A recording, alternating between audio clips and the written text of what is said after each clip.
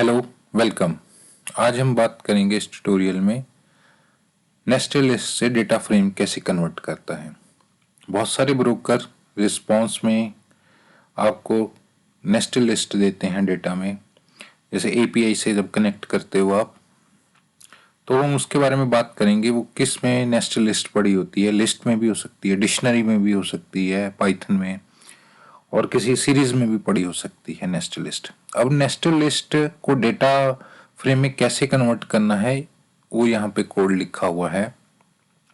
पहले हम ये जान लेते हैं नेस्टेड लिस्ट क्यों जरूरी है, नेस्टेड लिस्ट का क्या मीनिंग है। इसका ये मीनिंग है, हम एक लिस्ट के अंदर एलिमेंट की बजाय नंबर ऑफ लिस्ट हम ऐड करते हैं। जैसे कि यहाँ पे मैंने एक मेन लिस्ट डिफाइन कर रखी है, यहाँ से लेके यहाँ तक।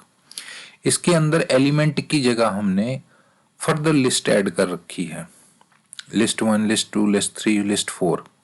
अब इसको आप स्टॉक से कैसे कोरिलेट करोगे। जैसे डे 1 का डेटा है, उसमें डेट है, टाइम है, ओपन, लो, वॉल्यूम है, फिर नेक्स्ट डे है, फिर वही सेम डेटा है, फिर थर्ड डे का है, फोर्थ डे का है। ऐसे अलग अलग दिन का जो डेटा है वो एक लिस्ट है। और नंबर ऑफ डेज का डेटा मीन्स एक और लिस्ट हो गई, लिस्ट के अंदर लिस्ट हो गई। तो ये कॉन्सेप्ट है नेस्टेड लिस्ट का। अब उसको एक्सेस करना है किसी रो को, मान लो नेस्टेड रो की, तो ये कोड है। यहाँ पे हमने पांडा इंपोर्ट किया है डेटा फ्रेम के लिए। तो चलिए इसको रन करते हैं।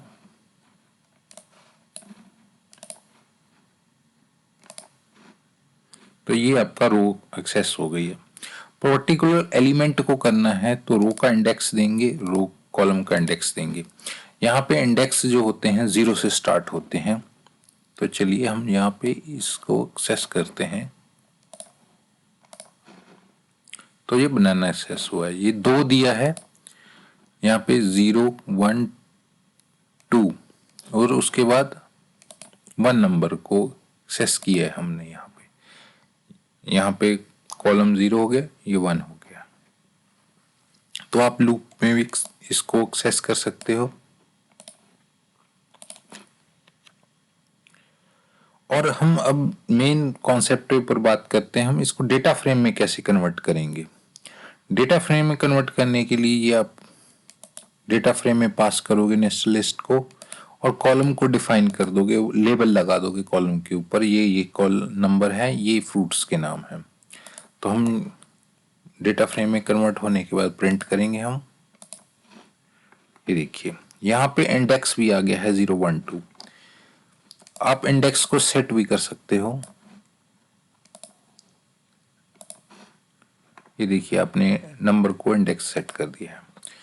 अगर आपको इंडेक्सिंग के बारे में जानकारी नहीं है तो एक लिंक दिया गया है ऊपर आई बटन में, वो आ गया है। वो इंडेक्स के ऊपर आप देख लीजिए कैसे सेट करते हैं इंडेक्स को पाइथन में किसी भी डेटा फ्रेम के। तो अब नेक्स्ट बात करेंगे हम, कॉलम्स को यहाँ पास कर सकते हैं अलग वेरिएबल में लेके। उसको कॉलम के नेम को हमने लिस्ट कर दिया है, यहाँ पे डिफाइन कर दिया नंबर 1, फ्रूट 1। तो अभी यहाँ पे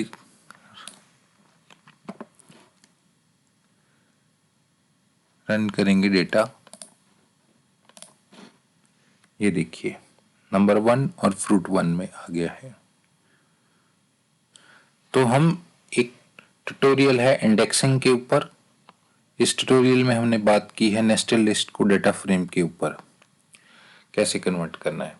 नेक्स्ट हम बात करेंगे, जब भी रिस्पांस आता है वो डिक्शनरी में पड़ा होता है और उसमें आगे नेस्टेड लिस्ट होती है पड़ी, उसको कैसे एक्सेस करके डेटा फ्रेम में सेट करेंगे। फिर हम चार्ट्स के बारे में बात करेंगे, उसको चार्ट्स को कैसे प्लॉट करना है, स्टॉक्स के बारे में। प्लीज लाइक कीजिए, सब्सक्राइब कीजिए। Thank you very much.